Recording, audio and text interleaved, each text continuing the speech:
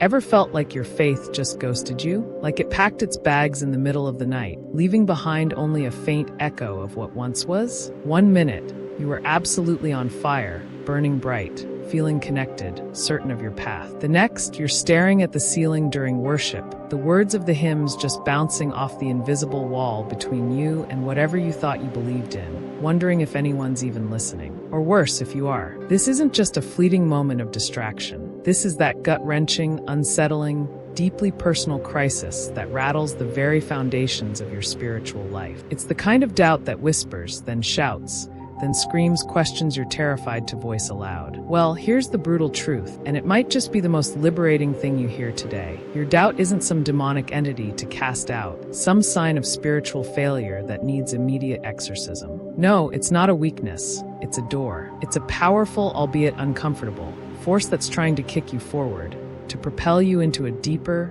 more resilient, and ultimately more authentic expression of your faith. It's an invitation to an upgrade, not a condemnation. And I know, right now it probably feels more like a brick wall than a doorway. It feels isolating, confusing, and maybe even a little shameful. But I promise you, if you stay with me through this, by the end of this conversation, you'll not only know exactly how to walk through that door, but you'll do it without apologizing for the mess you might feel you're in. You'll learn how to transform that gnawing uncertainty into the very scaffolding of a faith that can stand strong, come hell or high water. This isn't about getting rid of doubt, it's about learning to leverage it. Let's be honest, most of us were sold a fantasy, weren't we? A spiritual fairy tale where the path is always upward, always clear, always bathed in a warm, golden light. The narrative went something like this. If you pray enough, serve enough, believe enough, give enough, read enough, then the spiritual plateau will never come. The mountaintop experience will be your perpetual address. You'll be immune to the cold winds of skepticism, shielded from the shadows of questioning. You'll just keep ascending, forever basking in unshakable certainty. But then, inevitably, it comes. That plateau. Or maybe it feels more like a valley or a desert. The vibrant colors of your once fervent spiritual life begin to fade. Your quiet times, which used to be a source of profound connection and peace, now feel hollow, like you're talking into an empty room. The sermons that once ignited your soul and offered profound wisdom now sound like white noise, an indistinguishable drone of words that fail to resonate. And that worship chorus, the one that used to raise goosebumps on your arms and bring tears to your eyes, the one that made you feel utterly and completely present, now it just raises guilt. It makes you wonder why everyone else seems to be having such a powerful experience while you're just going through the motions. You look around, you look inward, and you start to think, I must be broken. You diagnose yourself with spiritual failure, convinced you've done something wrong, or that you're simply not enough. You see others seemingly thriving, and their effortless devotion only amplifies your internal shame. But here's the reality check. You're not broken. Not in the way you think. Your old spiritual engine simply hit its rev limit. It wasn't designed for the sustained intensity or the new terrain you're encountering. It's like trying to drive a vintage car on a modern highway at warp speed. Eventually, something's gotta give. Doubt, in this context, isn't the catastrophic crash. It's not the engine seizing up and leaving you stranded forever. No, doubt is simply the check engine light, flashing insistently on your dashboard. It's a signal, a warning, a prompt for attention, not a death sentence. It's telling you that something needs to be recalibrated, something needs to be examined, something needs to be upgraded. It's a sign that your spiritual operating system needs an update, not a complete shutdown. And ignoring that light, that's where the real trouble begins. It's an invitation to pay attention, to inquire, to grow beyond what was. This spiritual discomfort isn't a glitch. It's a feature designed for evolution. So, if doubt is just a check engine light, why does it feel so debilitating?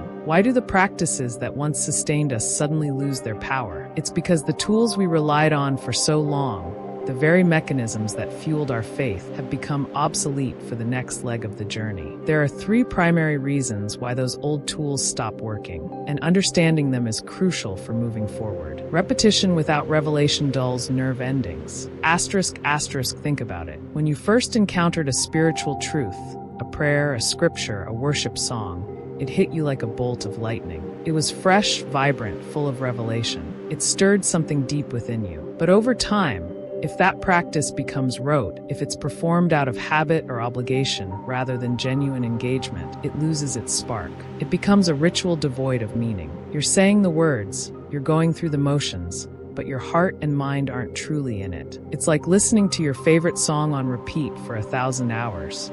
Eventually, it just becomes background noise. Your spiritual nerve endings, once so sensitive to divine touch, become dulled. They stop responding because there's no new stimulus, no fresh insight, no genuine encounter to awaken them. We mistake the act of doing for the experience of being. We think checking off the spiritual to-do list is enough, but without fresh revelation, without a new infusion of meaning, it's just empty calories for the soul. The spiritual muscles you once built through these practices start to atrophy because they're not being challenged in new ways. Childhood language about God rarely survives adult pain. Asterisk, this one hits hard for many. Our earliest understandings of God, faith, and the world are often shaped by the narratives we received as children. Simple, comforting, black and white stories designed to provide security and understanding in a complex world. God is good, God protects, God fixes everything. And for a time, those narratives serve us well. They provide a foundational sense of safety and meaning. But then adult pain enters the picture. And adult pain isn't simple.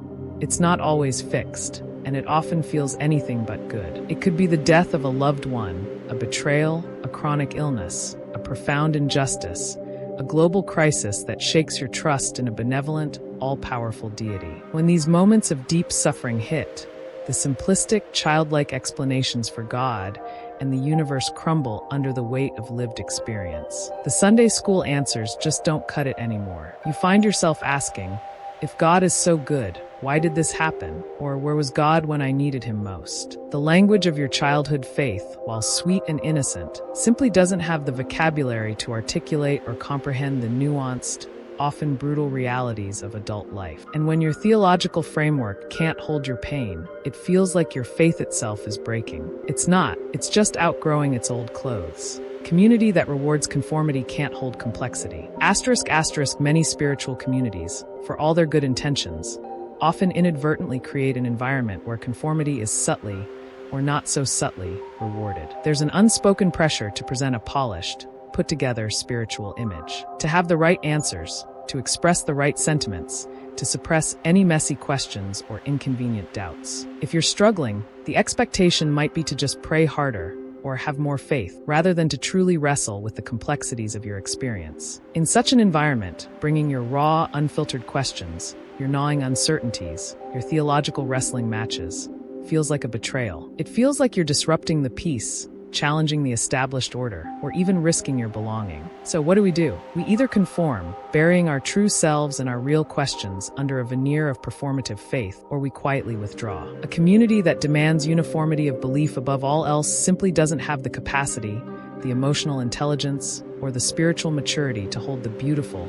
terrifying complexity of a truly evolving faith. It can't be a safe space for genuine spiritual inquiry if the unspoken rule is don't rock the boat. When these three factors converge, the dulling repetition, the inadequacy of childhood theology in the face of adult pain, and the pressure of a conformist community, your brain, bless its pragmatic heart, does you a favor. It stops pretending. It throws up its hands and says, I can't do this anymore. This isn't working. That shutdown, that feeling of spiritual numbness or profound doubt, is undeniably painful. It feels like a loss, a betrayal, a spiritual death. But it is also paradoxically profoundly honest. It's your soul's way of saying, enough with the charade. I need something real. And honesty, my friend, is the raw material. It's the fertile ground from which an upgraded, more resilient, and deeply authentic faith can finally begin to grow. It's the necessary destruction before true creation can begin. So, the old tools are failing, and your check engine light is on. What now? The first, most counterintuitive, and arguably most crucial step is this.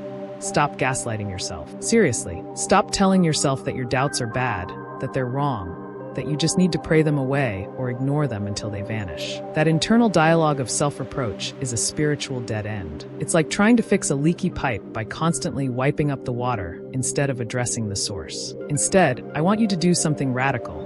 Embrace the doubt. Welcome it to the table. Give it a name, even. Acknowledge its presence. Don't push it away. Lean into it. And to do that practically, I want you to grab a pen and paper. Yes, actual paper, not a screen, and write the questions down. Every ugly, abrasive, terrifying one. Don't filter. Don't censor. Don't worry about how they sound or if they're blasphemous. Just pour them out. Why did God let that happen? Is any of this even real? Am I wasting my life? What if I'm wrong? What if there's nothing? Put them on paper where they can't vaporize into the ether of your anxiety, where they can't swirl around in your head, undefined and therefore unmanageable. Give them form. Give them weight.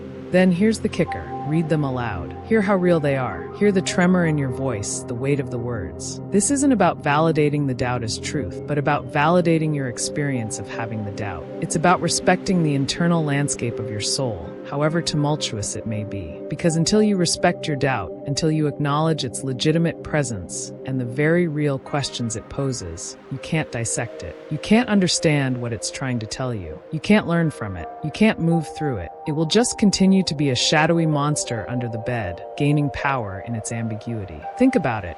Psalm 13 is literally 3 minutes of David, a man after God's own heart, pouring out his raw, unfiltered anguish. How long, Lord? Will you forget me forever? How long will you hide your face from me? How long must I wrestle with my thoughts and day after day have sorrow in my heart? How long will my enemy triumph over me? He doesn't get zapped by lightning for his honesty. He doesn't get struck down for his audacious questioning. Instead, he gets a throne. He becomes a king, a foundational figure in a spiritual lineage. His questions, his lament, his wrestling didn't diminish his faith, they forged it. They made it real. They were the very scaffolding upon which his deeper trust was built. Questions are not the enemy of faith, they are the scaffolding. They are the structures that allow you to build higher, to see further, to understand more deeply. They are the essential tools for a faith that matures beyond simple answers. Embracing doubt is not about losing faith. It's about making your faith large enough to hold all of life's complexities. It's about moving from a fragile,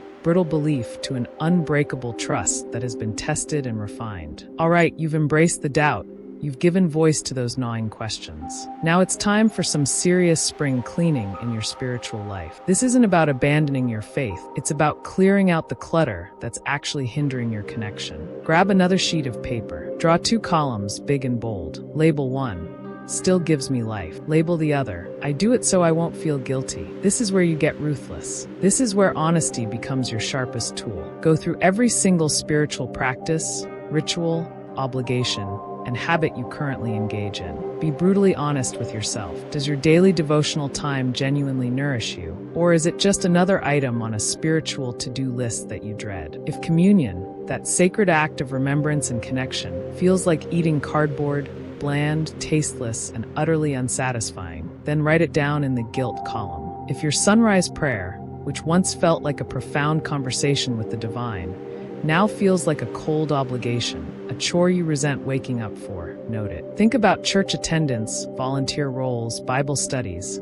giving, even the way you engage with spiritual conversations. Be specific. This isn't about shaming yourself for what you don't feel. It's about identifying what is truly dead weight. Circle every single item in that "I do it so I won't feel guilty" column. Those, my friend, are the expired practices. They are the spiritual equivalent of stale bread or a dead battery. They once served a purpose. They once provided nourishment or power, but their season is over. They are no longer contributing to your spiritual vitality. In fact, they're draining it. They're creating a sense of resentment and obligation that actively pushes you away from genuine connection. This step can feel terrifying. You might worry that by admitting a method has died for you, you are betraying your church, your tradition, or even God himself. You might fear judgment from others or from some internal spiritual judge. But let me assure you, you are not betraying the church by admitting a method has died. You are not blaspheming by acknowledging that a particular spiritual exercise no longer resonates. Quite the opposite. You are honoring the Spirit by leaving room for resurrection.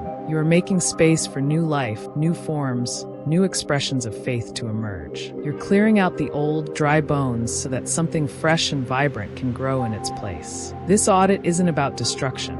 It's about discernment. It's about recognizing that spiritual growth isn't static. It requires continuous adaptation and renewal. It's about letting go of what no longer serves so that you can embrace what truly gives life. Okay, You've embraced the doubt, you've meticulously audited your practices, and you've identified the spiritual dead ends. Now comes the exciting part, forging a new path. This isn't about finding the answer. It's about experimenting, exploring, and discovering what truly resonates with your soul in this new season. It's about building a spiritual practice that is custom fit for the person you are becoming, not the person you once were. This is where you become a spiritual inventor. Here are some starting points. Micro-experiments you can try. Think of them as prototypes for your upgraded faith. A. Micro-practices *. We often think spiritual practices have to be grand, time-consuming endeavors. Not true. The power of micro-practices lies in their accessibility and their ability to weave spirituality into the very fabric of your daily life. Try 60-second breath prayers while the kettle boils. As the water heats, simply breathe in,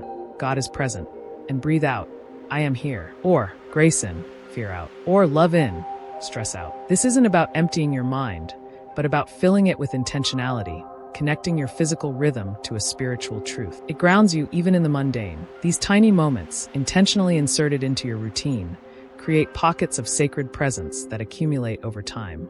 They train your awareness to look for the divine in the everyday, rather than confining it to specific, scheduled slots. It's about finding the sacred in the ordinary, making every moment an opportunity for connection. B. Contemplative replacement *. Instead of automatically reaching for that one worship song that used to give you goosebumps, but now just feels flat, try a contemplative replacement. Swap it for 4 minutes of silence. But not just any silence. Silence with a question. Where is the thin space today? A thin space is an ancient Celtic concept, a place or moment where the veil between the physical and the spiritual world feels particularly permeable. It's where the sacred feels close. It could be the way the light hits a tree, the sound of rain, a moment of profound empathy, or simply the quiet hum of your own existence. This practice trains you to listen differently, to look for the subtle whispers of the divine rather than demanding a shout. It cultivates a deeper awareness of God's immanence, His presence in the ordinary. It's an invitation to stillness, allowing your soul to catch up to your life and to perceive the sacred already woven into the fabric of reality. C. Embodied service *. We live in a world saturated with opinions. Everyone has one,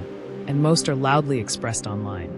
But true spiritual growth often requires moving beyond intellectual assent or verbal declarations. It requires getting your hands dirty. Commit to one act per week that requires your hands more than your opinion. This could be volunteering at a soup kitchen, helping a neighbor with yard work, knitting blankets for the homeless, cleaning up a local park, or simply spending dedicated time caring for a pet. The point is to engage your physical self in an act of giving, of tangible contribution. Service that moves you out of your head and into your body, into the tangible world of need and connection. It grounds your faith in action, reminding you that spirituality isn't just about what you believe, but what you do. It fosters empathy, humility, and a sense of purpose that intellectual rumination often misses. It's a powerful antidote to spiritual navel-gazing. D.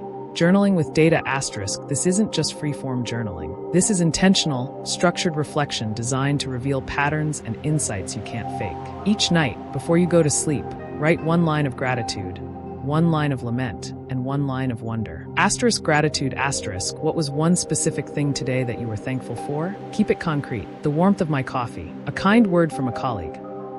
Lament *. What was one thing that hurt, disappointed, or frustrated you today? Acknowledge the pain. The news cycle felt overwhelming. I snapped at my child.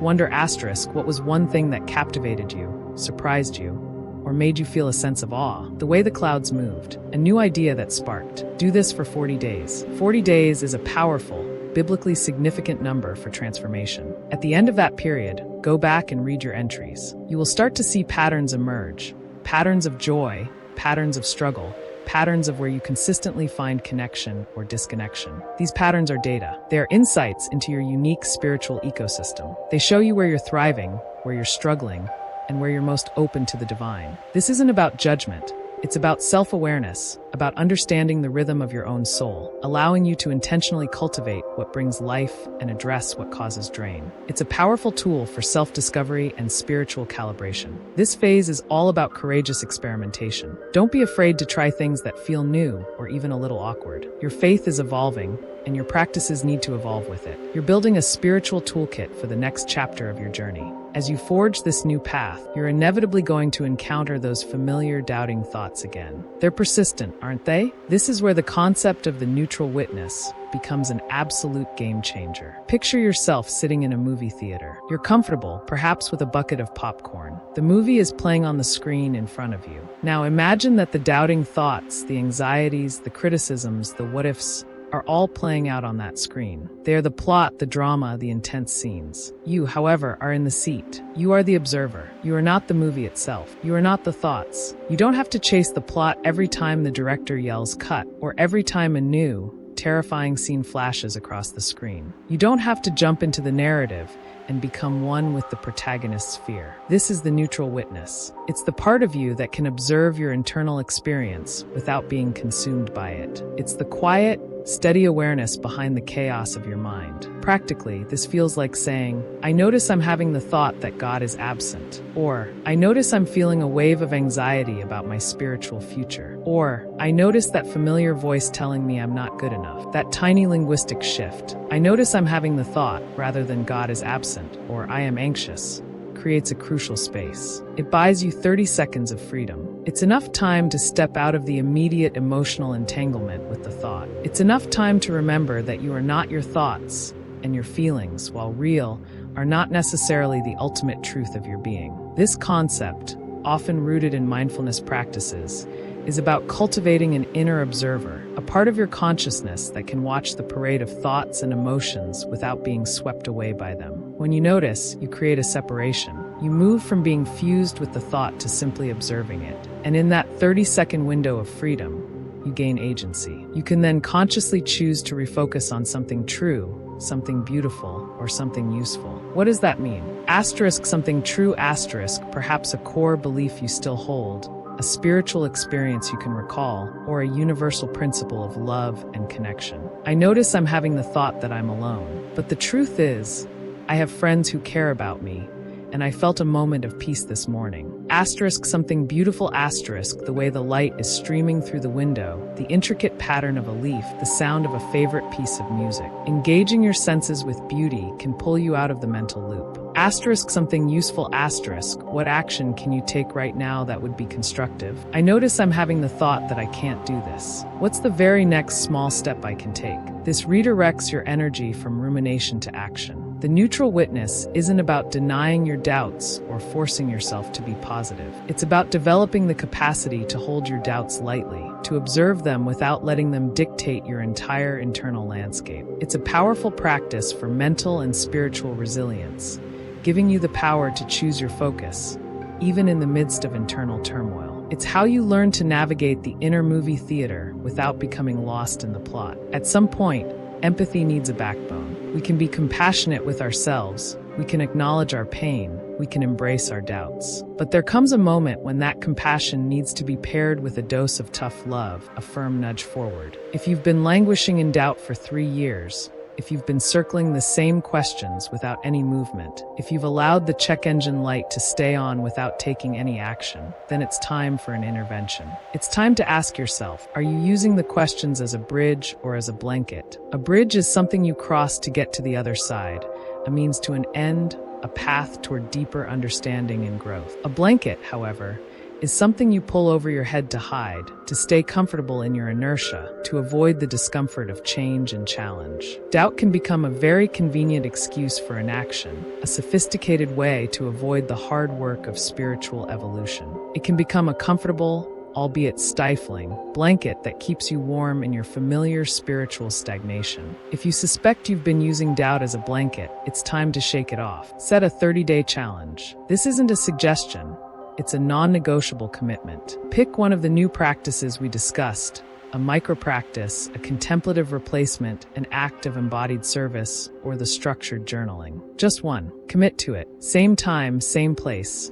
Every single day for 30 days. No excuses. No, I don't feel like it. No, I'm too busy. This is your spiritual workout. Track it like a trainer tracks reps. Seriously, put a check mark on your calendar every single day you complete it. Hold yourself accountable, because here's the fundamental truth. Faith is not a mood, it is a muscle. You don't wait until you feel like going to the gym to build strength. You show up, you put in the work, and the feeling often follows the action. The same is true for your spiritual life. You don't wait for inspiration, you cultivate discipline. You don't wait for certainty, you act in faith. Complacency, that comfortable inertia, is the real betrayal, not doubt. Doubt is an invitation to growth. Complacency is a slow, silent death of the spirit. It's allowing your spiritual muscles to atrophy because you're unwilling to put in the consistent, sometimes uncomfortable work. This 30-day challenge isn't about achieving spiritual perfection. It's about rebuilding spiritual momentum. It's about demonstrating to yourself that you have agency, that you can choose action over stagnation, and that your spiritual growth is worth the effort. It's about breaking the cycle of inaction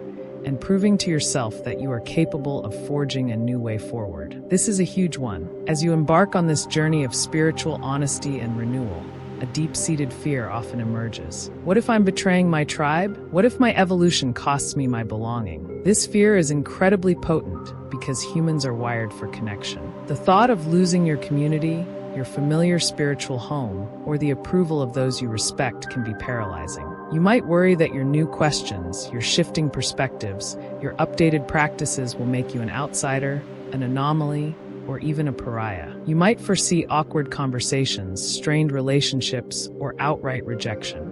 And here's the tough, beautiful truth about that fear. The people who truly belong to you, the ones who are meant to walk with you through the evolving landscape of your life, will recognize the authenticity in your eyes and lean in. They will see your courage, your vulnerability, your genuine search, and they will be drawn to it. They will be the ones who can hold the tension of your growth with you, who can listen without judgment, and who might even be inspired by your journey to examine their own. They will celebrate your expansion, even if it means you no longer fit perfectly into the old boxes. Their love and acceptance are rooted in who you are, not just what you believe or how you practice. They are your true spiritual companions. Conversely, the ones who need your conformity more than they need your authenticity, the ones who are more invested in you staying in your designated spiritual lane than in your genuine flourishing, will back away. They might offer unsolicited advice, express disapproval, or simply withdraw their presence. And while that can be painful, it's also a holy clearance. It's a necessary pruning.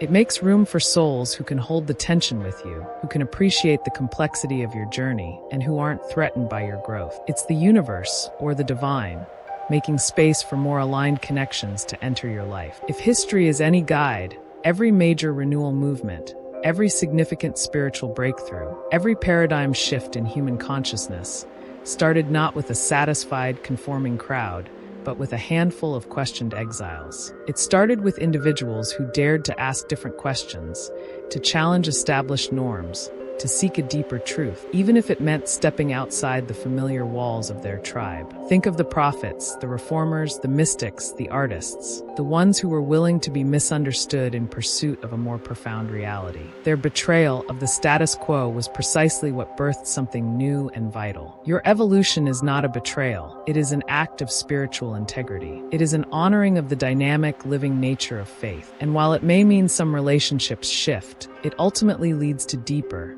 more authentic connections with those who are truly meant to be on this journey with you. Don't let the fear of losing what was prevent you from embracing what could be. The right tribe will not only accept your questions, they will celebrate them as signs of life. We've talked a lot about embracing doubt as a doorway, a catalyst for growth. But it's crucial to acknowledge that there's a point where doubt can tip from a constructive spiritual challenge into something more insidious: despair. This isn't just about feeling disconnected. It's about a profound and debilitating sense of hopelessness that begins to impact your daily functioning. How do you know when you've crossed that line? Look for these red flags. Asterisk sleep disruption asterisk. Are you struggling to fall asleep, staying awake consumed by intrusive thoughts, or waking up in the middle of the night with a sense of dread that you can't shake?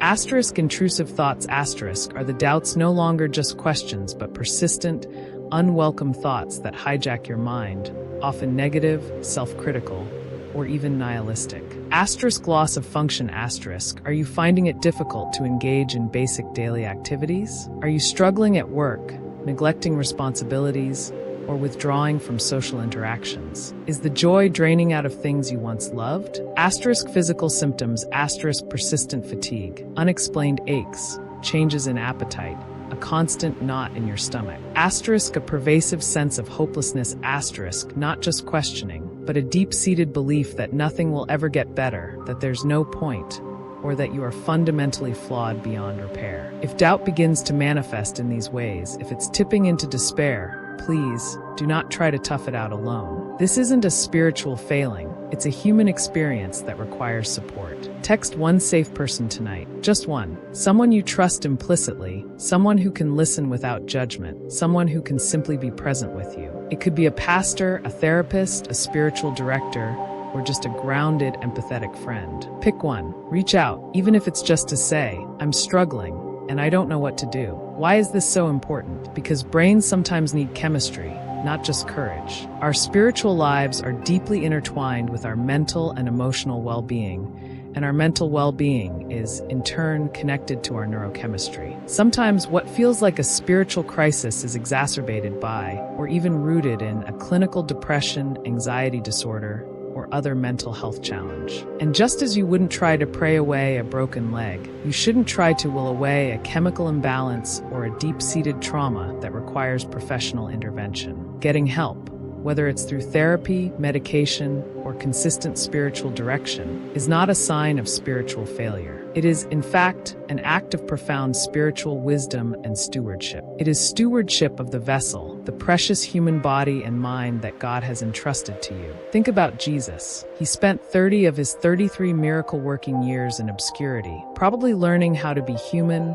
learning carpentry, learning to navigate relationships, learning the rhythms of his own soul. He wasn't performing miracles every day. He was in a period of preparation, growth, and quiet development. If Jesus, the Son of God, could spend decades in obscurity and learning, you can certainly spare an hour in a counselor's office, or a consistent conversation with a spiritual director, or even explore options like medication if recommended by a professional. It's not a detour from your spiritual path. It's an essential part of maintaining the vehicle that carries you on that path. Recognizing your limits and seeking appropriate support is a hallmark of mature faith, not a weakness.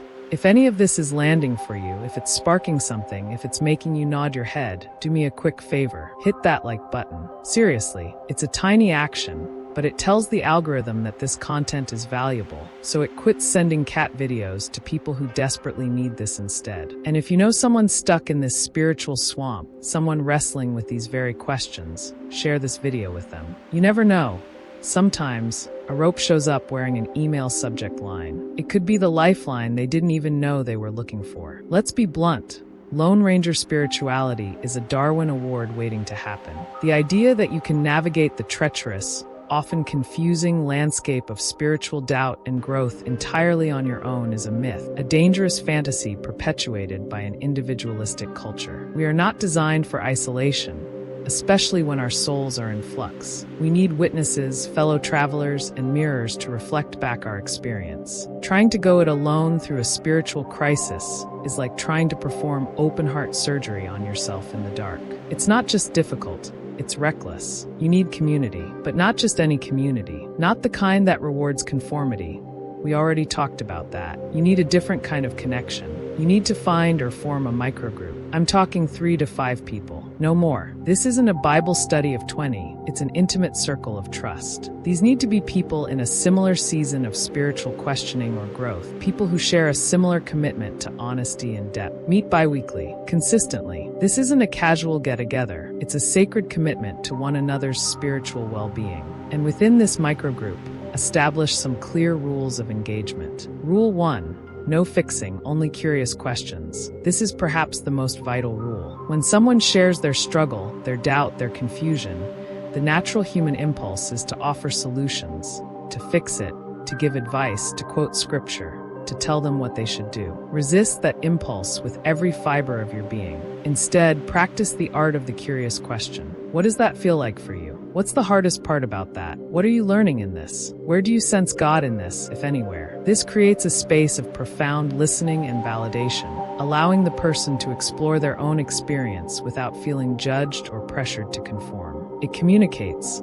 I see you, I hear you, and I trust you to find your own way with my support. Rule 2, bring your raw data, not your curated sermon. This group is not for presenting your polished, Instagram-ready spiritual insights. It's for bringing the mess. Bring the ugly questions you wrote down in step 1. Bring the practices that died for you. Bring the confusion, the anger, the frustration. Bring the gratitude and the wonder too, but don't feel the need to filter out the difficult parts. This is a space where vulnerability is the currency, where authenticity is celebrated, and where the masks can finally come off. It's where you can say, "This is what's really going on inside me," without fear of judgment. Rule 3. Pray 5 minutes max. The rest is listening.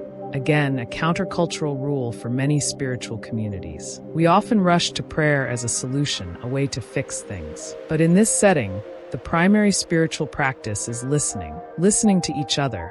Listening for the subtle movements of the spirit within the conversation. Listening to the unspoken needs. A short, focused prayer at the beginning or end can set the intention, but the bulk of your time should be dedicated to deep, empathetic listening. This teaches you to be present, to hold space, and to recognize the divine in the shared human experience. Within 6 sessions of consistently meeting with such a microgroup, something truly transformative will happen. You will realize, with a profound sense of liberation, that your doubt is not unique. You are not alone in this. The questions that felt so isolating, so shameful, so personal, are actually shared by countless others. And that, my friend, is the most liberating news in the world. It shifts your perspective from "I am broken" to "we are all on a journey." It moves you from isolation to solidarity, from shame to shared humanity. This shared vulnerability, this collective wrestling, becomes the foundation for a resilient, interconnected faith that can truly hold the weight of an unpredictable life. It's where you discover that the greatest strength is often found not in individual certainty, but in communal honesty.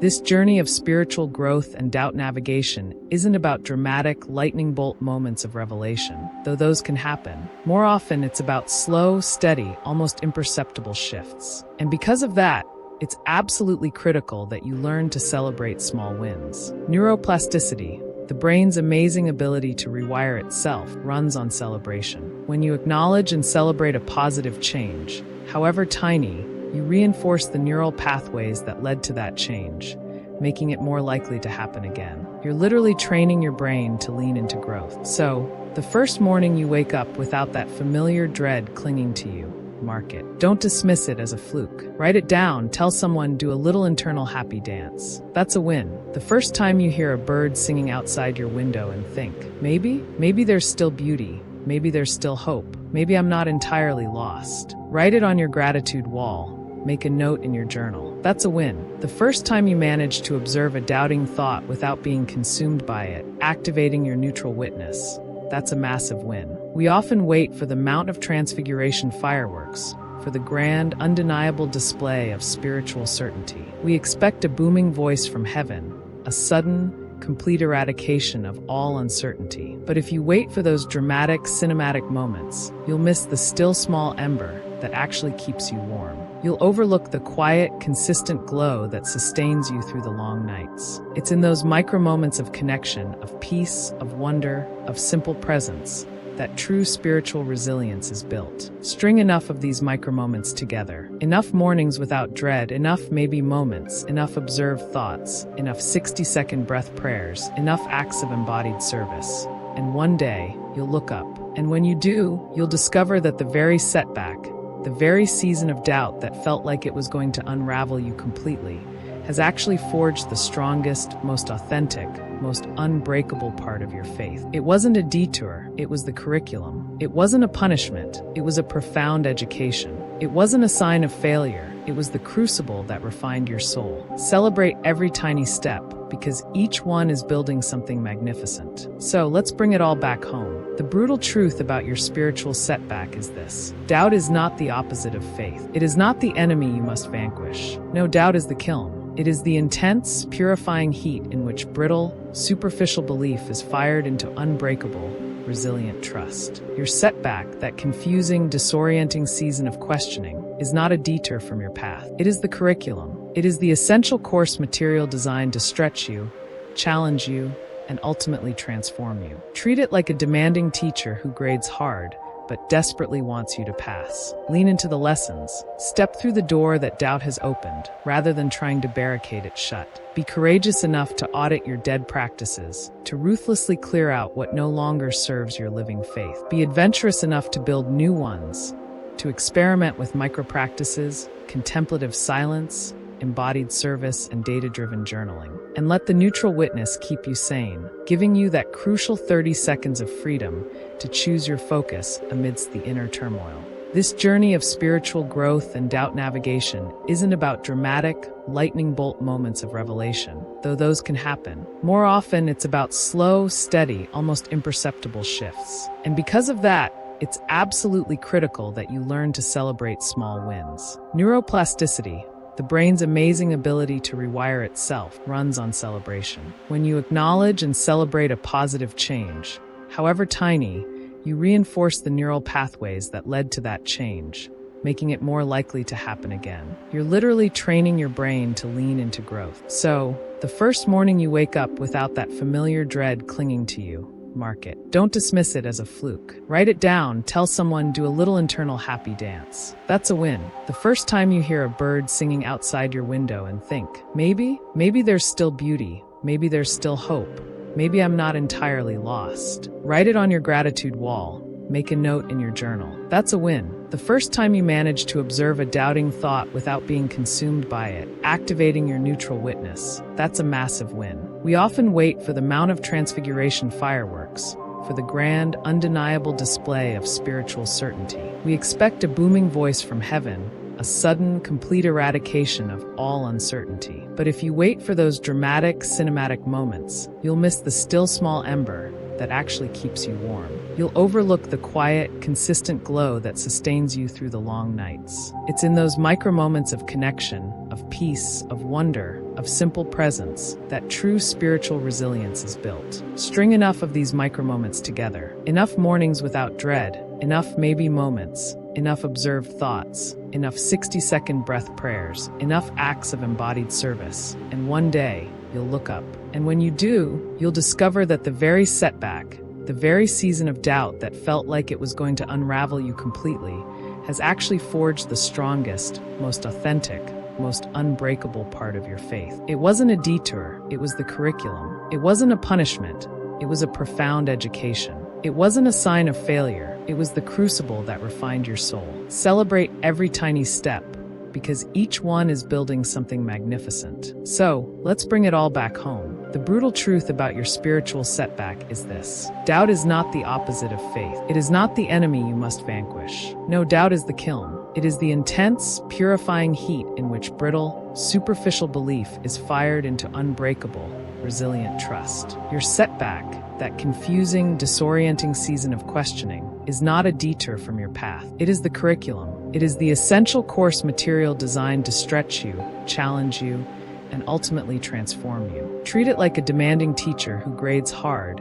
but desperately wants you to pass. Lean into the lessons. Step through the door that doubt has opened, rather than trying to barricade it shut. Be courageous enough to audit your dead practices, to ruthlessly clear out what no longer serves your living faith. Be adventurous enough to build new ones, to experiment with micro-practices, contemplative silence, embodied service, and data-driven journaling. And let the neutral witness keep you sane, giving you that crucial 30 seconds of freedom to choose your focus amidst the inner turmoil. All right, I need you to do something for me right now. And no, I'm not selling you anything. Just give me 8 minutes, okay? Stand up, roll your shoulders back, take one deep, intentional breath, and then, with as much conviction as you can muster, say out loud, "I'm the powerhouse." Feels a little, well, cheesy, doesn't it? Good, because that little ripple of awkwardness, that's exactly where we need to start. In the next few minutes, I'm going to systematically dismantle every single excuse you've been clinging to, every quiet belief that tells you you're stuck, or constantly overlooked, or just perpetually running on fumes. We're not talking about those dusty motivational posters with eagles soaring over mountains, or those overly enthusiastic, happy-clappy affirmations that feel forced and hollow. No, this is about something far more fundamental, something that's actually measurable, the actual energy signature that allows certain people to walk into a room and subtly, almost imperceptibly, shift the entire atmosphere before they even utter a single word. Think about it. You've felt it, haven't you? That person who just has something. That's what we're drilling down into today. By the end of this, you won't just understand it.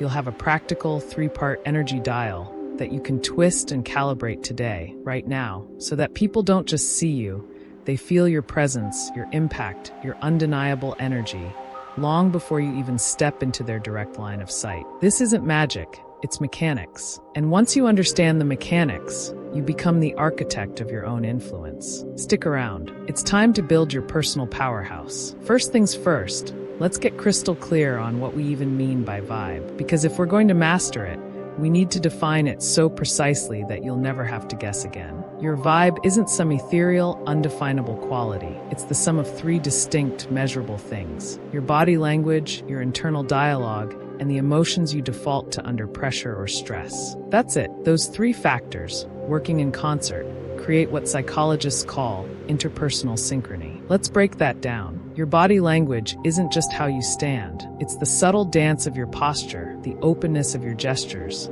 the way you hold your gaze. Is your chest open or slumped? Are your hands tucked away or used to emphasize your points? These nonverbal cues are a constant broadcast. Then there's your internal dialogue, that relentless, often unconscious, conversation happening inside your head. Is it a supportive coach, a harsh critic, or a perpetual worrier? This inner narrative shapes your perception of reality and, critically, how you present yourself. Finally, the emotions you default to under stress. Do you lean into curiosity or frustration? Do you choose calm or anxiety? This isn't about being happy all the time, but about your ingrained emotional response patterns when the going gets tough. These three elements combine to form your energetic signature, and it's potent. A fascinating 2021 study from the Max Planck Institute in Germany offered some incredible insights into this. They found that when someone enters a room exhibiting an expansive, open posture, think shoulders back, head up, not taking up too much or too little space, and maintains a steady, confident vocal cadence,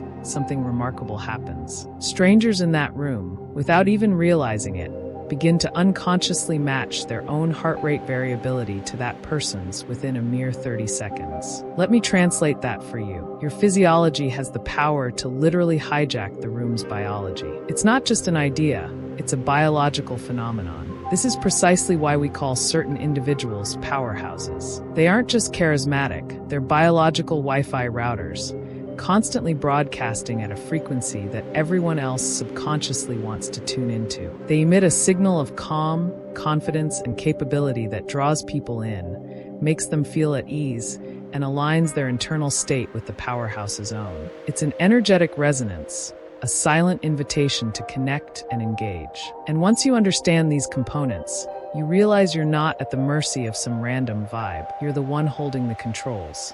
Okay, so if your vibe is measurable, how do you change it? Here's the first, incredibly powerful switch you can flip. Condition your nervous system for victory before the day even has a chance to throw its first punch. Think about it. Most of us wake up, immediately hit snooze, then scroll through headlines that trigger anxiety, or jump straight into the day's to-do list feeling overwhelmed. We're on defense from minute one. That's not how powerhouses operate. Olympic sprinters, for example, don't just show up and run. They mentally rehearse the entire race in real time, feeling the blocks, hearing the gun, seeing themselves cross the finish line, all before their feet ever touch the track. They're conditioning their nervous system for success. You're going to do something similar, but even faster, and it requires zero athletic talent. While the kettle boils for your morning coffee, or the shower warms up, that tiny window of otherwise wasted time, hit what I call the 2-minute victory stack. It's 4 simple layers, 60 seconds each, designed to prime your brain and body for a winning day. 1. 30 seconds of upright posture against the wall *, find a wall. Stand with your heels, glutes, shoulders, and head touching it. Feel the alignment. This isn't just about good posture. It's about signaling to your brain that you are stable, grounded, and ready. Our physiology directly influences our psychology. Slumped shoulders signal defeat, and upright spine signals readiness. This simple act literally changes your internal chemistry, reducing cortisol and increasing testosterone, the hormones associated with confidence and assertiveness. You're telling your body, I'm in charge here. 2. 30 seconds of nasal box breathing. 4-4-4-4. Breathe in through your nose for a count of 4. Hold for 4. Exhale through your nose for 4. Hold for 4. Repeat this cycle for 30 seconds. This isn't just a relaxation technique. It's a nervous system reset. Nasal breathing stimulates your vagus nerve, which activates your parasympathetic nervous system, your rest and digest mode. This calms the amygdala, the brain's fear center, and brings you into a state of focused calm, not frantic energy. You're literally de-stressing before stress can even begin. 3. 30 seconds of a past win flashback *, close your eyes, or just let your gaze soften. Pick one moment from your past, any moment, when you absolutely crushed it. Maybe it was acing a presentation, landing a tough sale, nailing a difficult conversation, or even just fixing a tricky problem around the house. See it in high definition. Feel the emotions of competence, pride, and success. What did it smell like? What did it sound like? Re-experience that feeling of triumph. Why? Because your brain doesn't distinguish between a vividly imagined memory and a real one. By reliving a win, you're flooding your system with the neurochemicals of success, reinforcing the neural pathways associated with achievement. 4. 30 seconds of a future win movie * now. Pivot that feeling forward. Visualize yourself handling a tough meeting, absolutely crushing that deadline, or navigating a first date with total ease and charm. See the positive outcome. Feel the confidence. Imagine the smiles, the positive feedback, the smooth execution. You're not just wishing, you're pre-paving success. You're creating a mental blueprint for how you want the day to unfold, rather than reactively bracing for whatever comes. For layers, 2 minutes. Do this daily, and you're installing what neuroscientists call a dominant affective state. In plain English, your brain now assumes winning is normal. It expects success. So when real challenges inevitably show up, your chemistry stays on offense, ready to tackle and solve, instead of collapsing into panic or self-doubt. You've literally rewired your default setting from survive to thrive. Imagine the cumulative effect of facing every day from that powerful baseline. If you're already thinking, I need to remember this, then do me a solid. Tap that like button. Yes, it's a cliche ask, but hitting like isn't just for me. It anchors the algorithm,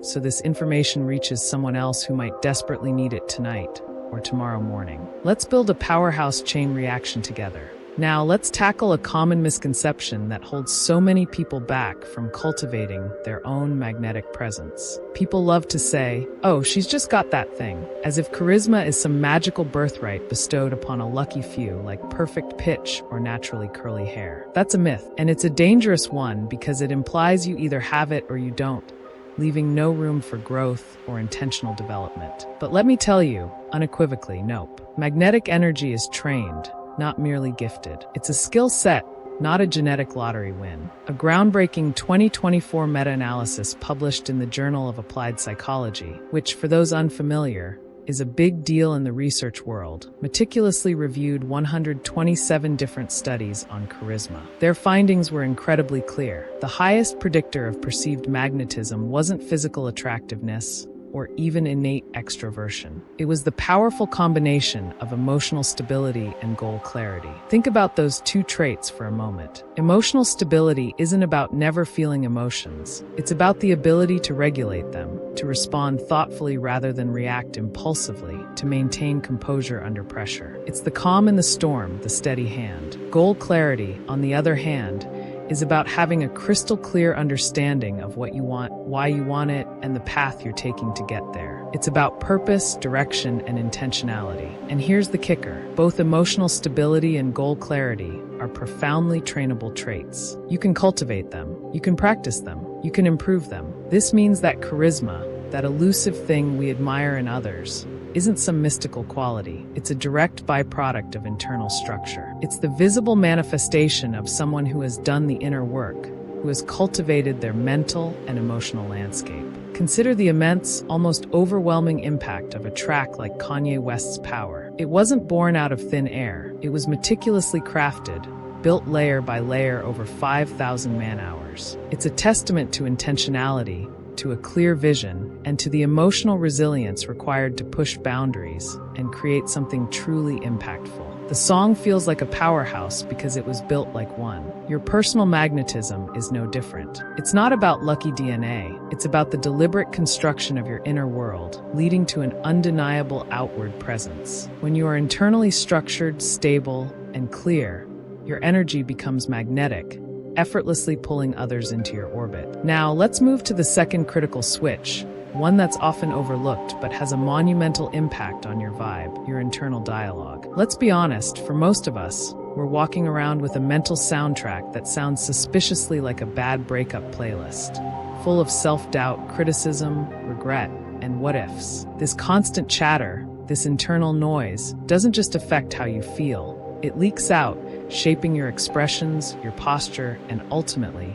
how others perceive your energy. It's like trying to broadcast a clear signal through static. It's time to replace that chaotic soundtrack with something far more intentional, far more powerful, the 3-sentence filter. This isn't about being positive for positivity's sake. It's about optimizing your communication, both internally and externally, for maximum impact and minimum energetic drain. Before you speak, before you even formulate a thought that you might express, run it through these 3 simple questions. 1. Is this adding clarity?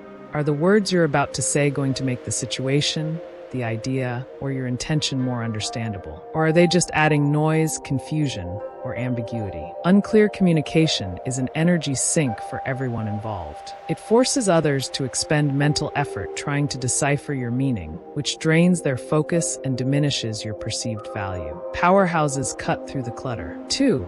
Is this adding energy? And by energy, I don't mean just enthusiasm, though that's part of it. I mean, is what you're about to say constructive, inspiring, supportive, or generative? Does it uplift the conversation, move things forward, or spark new ideas? Or is it draining, negative, complaining, or simply echoing what's already been said? Your words have a palpable energetic weight. Choose to contribute, not subtract. 3. Would I pay to have this repeated in my ear for a week? This is the ultimate litmus test for value and impact. Imagine someone whispering your exact words into your ear every single day for 7 days straight. Would you find that valuable, insightful, amusing, or would it become irritating, redundant, or just plain annoying? If you wouldn't pay for it, why would you expect others to give you their precious attention for free? This question forces you to consider the lasting impression and inherent worth of your contribution. If the answer is no to any of those questions, then here's your directive. Rephrase, refine, or simply stay quiet. It takes discipline,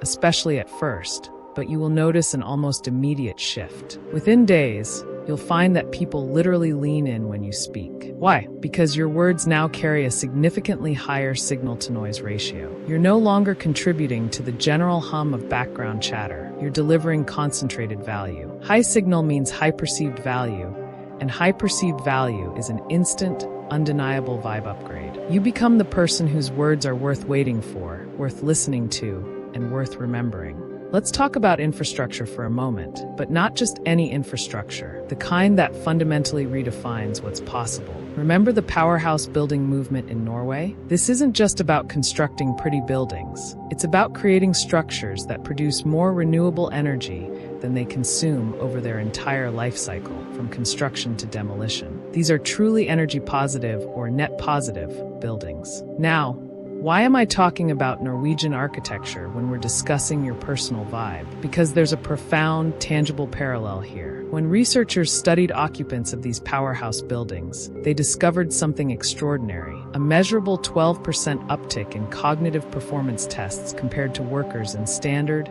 energy-neutral, or energy-negative buildings. Think about that for a second. Same people, same jobs, but a radically different environment, leading to elevated output, increased focus, and better overall performance. You, my friend, are the building. Just like a powerhouse building, your personal energy isn't just about minimizing drains. It's about actively generating a surplus. These Norwegian architectural marvels achieve their energy-positive status through a combination of cutting-edge design and technology. Vast arrays of solar panels that soak up every bit of available sunlight, hyper-efficient insulation, smart energy management systems that optimize heating and cooling, and a meticulous selection of sustainable, low-carbon materials. They're designed from the ground up to be net contributors, not just consumers. In the same way, when your internal energy-positive loop, your thoughts, your emotions, your posture, your communication, is in surplus, when you're generating more positive, focused energy than you're expending on internal static or external negativity,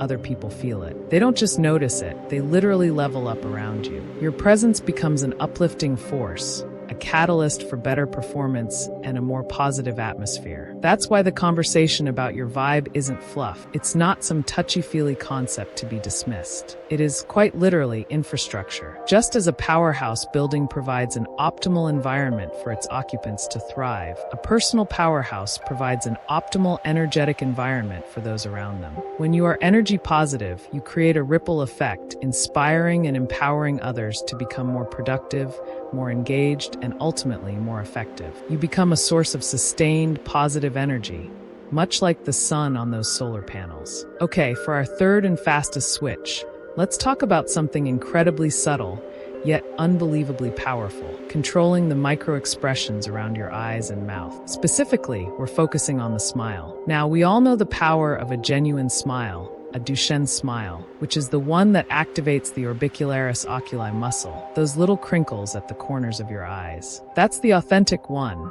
the one that triggers mirror neurons in whoever sees you, essentially making them feel a version of your joy or warmth. It's a biological handshake. But here's the crucial nuance. And this is where most people miss the mark. A full, teeth-baring, wide-open smile, while often genuine, can sometimes feel a little too much, a little sleazy, or even performative, especially in certain professional or new social contexts. It can signal eagerness to please, which can inadvertently dilute your perceived power. Instead, I want you to master what I call the 1-degree smile. Here's how you do it. Keep your lips closed, but introduce just 1 millimeter of upward tension at the corners of your mouth. It's barely perceptible. And here's the key. Keep your eyes relaxed, almost as if you're holding a pleasant, knowing secret. Think of the internal thought that accompanies this. I know something good you'll discover later. Or, I'm genuinely pleased to be here, and I'm totally comfortable in my own skin. This isn't a fake smile. It's a subtle, confident, and intriguing micro-expression. It signals warmth without submission,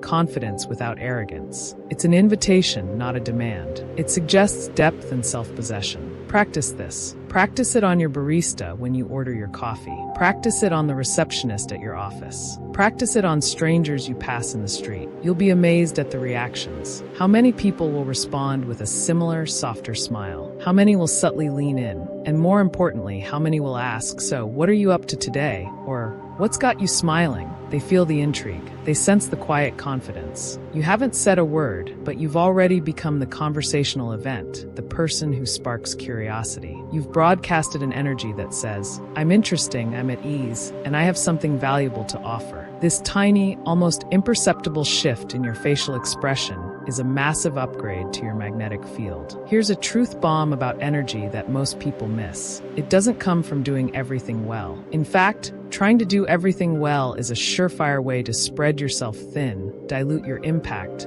and drain your energy reserves. The real secret to being a powerhouse, to having that undeniable energy, comes from doing a few things exceptionally well. The things that compound, the things that give you disproportionate returns. This is the essence of the law of 20% focus, often known as the Pareto principle. Identify the 20% of your activities that give you 80% of your visible wins, your greatest satisfaction, and your most significant impact. This isn't just about work tasks. It's about any area of your life. Could be writing elegant code, or crafting a perfectly seared steak, or mentoring new hires, or even just being the person who consistently brings calm and clarity to a chaotic situation.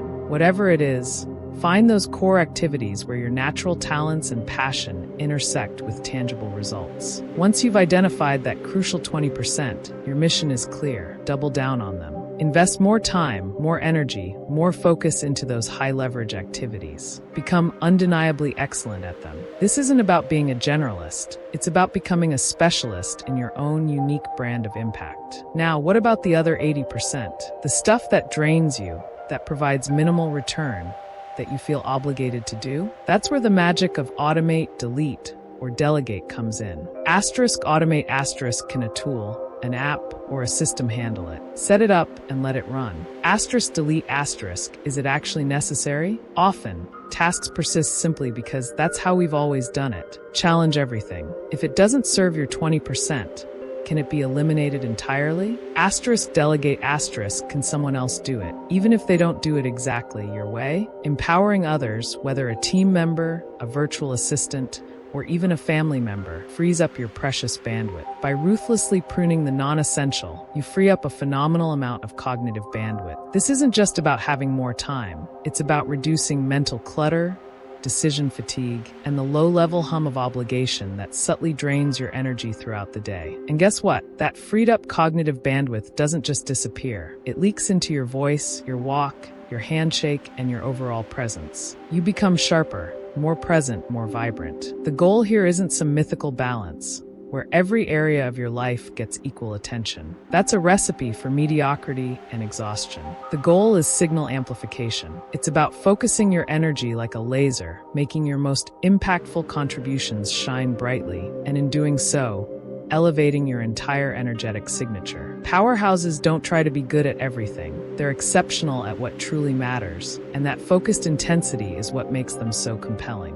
You know what else sets powerhouses apart? They never, ever run out of interesting things to say. They're not just conversationalists, they're storytellers. They have this knack for weaving engaging anecdotes into conversations, making connections, and leaving a lasting impression. That's why you need to start building your personal microstory bank. What is a microstory bank? It's a collection of 5 short, compelling stories, each under 60 seconds in delivery, that vividly demonstrate key aspects of your personality and experience. These aren't just random tales. They're curated narratives that highlight your curiosity, your resilience, and your humor. Keep them in your Notes app, mentally cataloged, ready to deploy. Why these 3 traits? Asterisk curiosity asterisk shows you're engaged with the world, open to new experiences, and intellectually vibrant. It signals an active mind, not a passive one. Asterisk resilience asterisk demonstrates your ability to overcome challenges, learn from setbacks, and adapt. It communicates strength and grit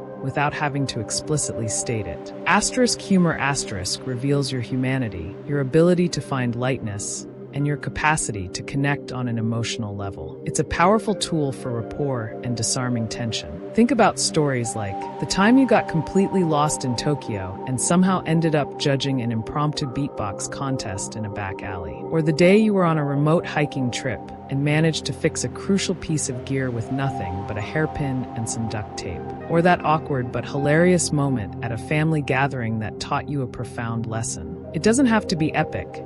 It just has to be yours and illustrate one of those core traits. These micro-stories aren't just entertainment, they're social proof. They demonstrate that you've lived, and lived well, which translates into an incredibly interesting and attractive energy. When you share these snippets, you're not just relaying facts, you're inviting people into your world, showing them who you are through compelling narrative. This is how you become memorable. This is how you create connection. This is how you project an energy that says, I'm a person of depth, experience, and genuine engagement. Start collecting those moments, they're gold. All right, we've covered some powerful ground. Which switch are you most likely to test first?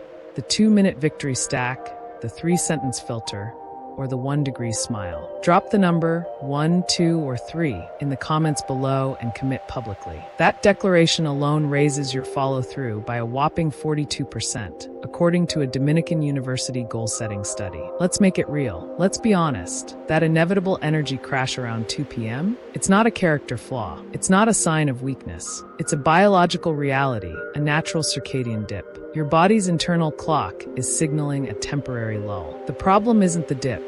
It's how most of us react to it. We reach for another espresso shot, a sugary snack, or dive headfirst into mindless scrolling. The espresso provides a temporary spike, sure, but it often comes with a cortisol surge, stress hormone, and an inevitable crash that leaves you feeling even worse. That's not how a powerhouse refuels. Instead of fighting your biology, work with it using the 60-second refuel protocol. This is a quick, potent burst of physical and mental activity designed to pull you out of the slump, naturally, without artificial stimulants or subsequent crashes. Here's your minute. 1. Stand and reach overhead. 15 seconds, get up from your chair. Interlace your fingers, palms facing the ceiling, and reach your arms high above your head. Stretch your entire body, imagining you're trying to touch the sky. Feel your spine lengthen, your chest open. This simple movement increases blood flow, particularly to your brain, and signals to your body that it's time to be alert, not sleepy. It also counteracts the slumping posture we often adopt when tired. 2. Nasal breathing. 30 seconds while still standing or gently moving, shift to slow, deep nasal breathing. Inhale deeply through your nose, feeling your belly expand, for a count of 4 to 6. Exhale slowly through your nose for the same count. Repeat this for about 30 seconds. This activates your parasympathetic nervous system, calming the stress response and optimizing oxygen delivery to your brain. It's like pressing the reset button on your internal state. 3. 10 quick air squats. 15 seconds drop into 10 rapid, shallow air squats. You don't need to go deep. The goal is just to get your major muscle groups moving, pumping blood, and generating a little bit of heat. This burst of physical activity quickly increases circulation, wakes up your nervous system, and provides a gentle, natural energy boost. It's a mini workout that signals activity to your brain. 4. Visualize your top priority accomplished, 5 to 10 seconds. Embedded throughout as you do these steps, briefly visualize your single most important task for the afternoon already accomplished. See it done, feel the relief and satisfaction. This isn't just wishful thinking. It's a quick mental reframing. What's happening physiologically during this minute? You're literally pulling blood and neural activity from your brain's default mode network, DMN, which is often rumination central, where you worry, drift, and ruminate, and redirecting it into your prefrontal cortex, which is execution headquarters. The DMN is active when you're unfocused. The prefrontal cortex is where planning, decision-making, and focused attention happen. You're consciously shifting your brain's resources. You'll feel the rebound within minutes, a clearer head, renewed focus, and a natural surge of energy. No caffeine, no crash. Just pure, unadulterated powerhouse fuel. Let's be blunt. Your inputs determine your outputs. What you feed your mind, what you consume, directly dictates the quality of your energy. Just as you wouldn't intentionally eat junk food all day and expect peak physical performance, you can't consume mental junk and expect a powerhouse vibe. This is where energy hygiene comes in. It's about auditing your digital diet. Think about it. How much time do you spend doom scrolling through negative news cycles, immersing yourself in stories of crisis and despair, or envy scrolling through social media feeds, comparing your reality to the curated highlight reels of others? Both of these activities, while seemingly passive, are actively spiking your stress hormones, cortisol, adrenaline, and draining your mental and emotional reserves. They prime your system for anxiety and inadequacy, not for power. Here's the challenge. Replace just 10 minutes of that energy-draining input with an energy-positive one. This isn't about grand gestures. It's about micro shifts that compound. Asterisk, instead of reading the most sensational headlines, listen to an educational podcast that sparks curiosity. Asterisk, swap out 5 minutes of Instagram scrolling for 5 minutes on a language learning app, engaging your brain in a constructive way. Asterisk, trade the endless feed for a brief walk outside, even if it's just around the block, while listening to instrumental music. This gives your brain a chance to process, to breathe, to simply be, without constant external stimulation. Think of it exactly like brushing your brain's teeth. You wouldn't skip brushing your teeth for a day, let alone a week, right? You know the consequences. Your brain needs the same consistent, twice daily cleansing. By intentionally choosing nourishing inputs and actively scrubbing away the mental plaque of negativity and comparison, you maintain a clean, vibrant mental landscape. This isn't just a feel-good practice.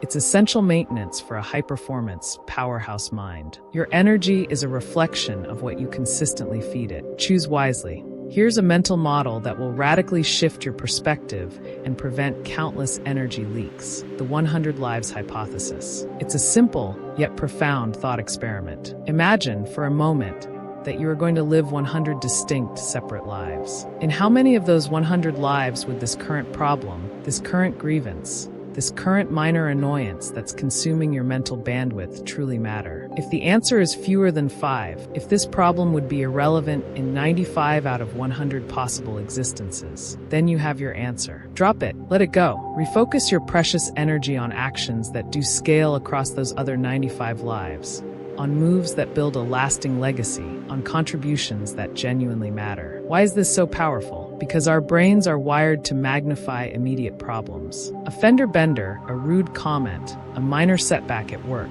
These can feel like monumental crises in the moment, consuming disproportionate amounts of our mental and emotional energy. They become energy leaks, draining our reserves, pulling us away from what truly drives us. We get stuck in the weeds, lamenting petty grievances, instead of playing in the arena of legacy-building moves. The 100 Lives hypothesis forces you to zoom out. It provides instant perspective. It's not about dismissing real challenges, but about distinguishing between a genuine obstacle that requires your strategic attention and a transient annoyance that's merely a distraction. Asterisk, did someone cut you off in traffic? In how many of your 100 lives does that matter? Probably one. Let it go. Asterisk, did a colleague make a snarky remark? In how many lives? One. Don't let it fester. Asterisk, are you worried about a minor social faux pas? One life. Move on. This mental filter is incredibly effective at stopping those insidious energy leaks. It prevents you from getting bogged down in the trivial, the temporary, the ultimately meaningless. It frees up your cognitive and emotional bandwidth, allowing you to redirect it towards your true purpose, your big goals, and the actions that will truly define your powerhouse impact across the vast expanse of your metaphorical 100 lives. It's a constant reminder to play the long game, to invest your energy where it yields the greatest, most enduring returns. Just as a powerhouse building has sophisticated systems for energy management throughout the day, you need a deliberate protocol to power down efficiently. Your nighttime routine isn't just about sleep. It's about priming your brain for the next day, consolidating your wins, and ensuring you wake up ready to broadcast that powerhouse frequency. This is your nighttime shutdown code. End your day with a focused 2-minute audit. This isn't a lengthy journaling session. It's a quick, targeted mental and written exercise designed to clear your mental clutter and install a positive outlook. Grab a pen and paper, or open a simple notes app, and jot down these 3 things. 1. 3 wins. Asterisk, identify 3 things that went well today. They don't have to be monumental achievements. Maybe you finished a tough task, had a good conversation, made someone laugh, or simply stuck to your workout. The act of consciously identifying and acknowledging these wins floods your brain with dopamine and serotonin, reinforcing positive neural pathways. It trains your brain to look for success, rather than dwelling on shortcomings. 2. 1 thing to improve. Asterisk, this isn't about self-criticism or rumination. It's about conscious, actionable growth. What's one specific thing you could have done better, or one adjustment you want to make tomorrow? Frame it constructively. For example, instead of "I was so unproductive," try "Tomorrow, I'll block out an hour for focused work before checking email." This allows your brain to process and integrate learning without spiraling into negative self-talk. It's problem solving, not self-flagellation. 3. 1 sentence describing tomorrow in the past tense. Asterisk, this is a powerful priming technique. Write out a single sentence describing tomorrow as if it has already happened and was a resounding success. For example, "I crushed the presentation, laughed with the team, and made significant progress on that tricky project." Or, "I had a deeply connecting conversation with my partner and felt energized and ready for the week." Research from Duke University has shown that this simple act of reflecting on wins and pre-paving future success significantly reduces sleep latency by up to 30%. That means you fall asleep faster. But more importantly, it allows your brain to consolidate memories of success and positive experiences, rather than replaying anxieties or failures. You're literally programming your subconscious for optimism and achievement. You prime your vibe before you even open your eyes the next morning, ensuring you wake up with a sense of accomplishment and anticipation, rather than dread. This isn't just about a good night's sleep. It's about designing a powerful tomorrow. Before you finally turn out the lights and surrender to sleep, there's one final, crucial piece of your powerhouse protocol: the mirror test. This isn't about vanity. It's about integrity, self-awareness, and accountability. Stand in front of a mirror, look yourself directly in the eye, and ask this single, piercing question: would I follow me today? Be brutally honest with yourself. If you hesitate for even a second, if there's a flicker of doubt, then that's your signal. Don't ignore it. Identify the single behavior, the one specific action or inaction that caused that wobble. Was it a lack of follow-through? A moment of impatience? A decision that went against your values? Pinpoint it. Then, here's the critical part. Schedule a fix for tomorrow. Make a mental note, or even physically write it down, of what you will do differently. It's not about dwelling on the mistake. It's about actively committing to corrective action. Tomorrow, I will prioritize that difficult conversation. Tomorrow, I will make sure to listen more than I speak. Once you've identified the wobble and scheduled the fix, let your brain go to work overnight. Don't ruminate, don't self-shame. Just trust that your subconscious mind will process this commitment and begin to integrate the desired behavior. This is self-accountability without self-shaming, a vital distinction for long-term energy maintenance and growth. Self-shaming is debilitating. It drains your energy and reinforces negative self-beliefs. Self-accountability, on the other hand, is empowering. It fuels growth, builds integrity, and strengthens your internal resolve. A true powerhouse isn't just someone others follow, it's someone they themselves would follow. It's about leading yourself with integrity, consistency, and a relentless commitment to growth. This nightly ritual solidifies your self-trust, ensuring that the person you see in the mirror is someone you respect, someone you believe in, and someone whose energy you'd gladly follow into any challenge. It's how you build an internal foundation that others can feel and trust. If you got genuine value from this, if any of these switches or insights resonated, then please don't keep it to yourself. Share this with someone who constantly brags about being low energy as if it's a quirky personality trait. Let's help them shift their operating system too. The world needs more powerhouses. Let's bring this all home. Powerful presence, that undeniable magnetism we've been talking about, isn't some mystical gift bestowed upon a lucky few. It is fundamentally mechanical. It's a system. It's a series of intentional choices and practices that, when consistently applied, transform your energetic output. We've seen how the 2-minute victory stack literally shapes your physiology, priming your nervous system for success before the day even begins. It's your morning powerhouse ignition. We've explored how the 3-sentence filter meticulously edits your internal dialogue and external communication, ensuring every word you utter adds clarity, energy, and undeniable value. It's your precision communication tool, and we've unveiled the subtle yet profound impact of the 1-degree smile, calibrating your microsignals so that people feel pulled into your orbit, sensing your confidence and intrigue, long before you even open your mouth. It's your silent magnetic beacon. Stack those 3 practices daily, consistently, and you won't just feel more energetic, you will have surplus energy. You'll operate like those remarkable powerhouse buildings in Norway, generating more than you consume and creating an environment where everyone around you thrives. This isn't about luck, it's by design. So, tomorrow morning, when that alarm goes off, you've got 2 choices, 2 distinct frequencies to broadcast. You can hit snooze, let the default autopilot script run, and allow the world to dictate your energy. Or you can stand tall, take that deep breath, choose just one of these switches, the victory stack, the 3-sentence filter, or the 1-degree smile, and consciously start broadcasting on the frequency called powerhouse. The room, the world, the people around you, they're already sensing what you're about to decide. Make it undeniable, make it powerful, make it you. You will emerge on the other side of this process less shiny, perhaps, than you once were. You might carry a few more scars,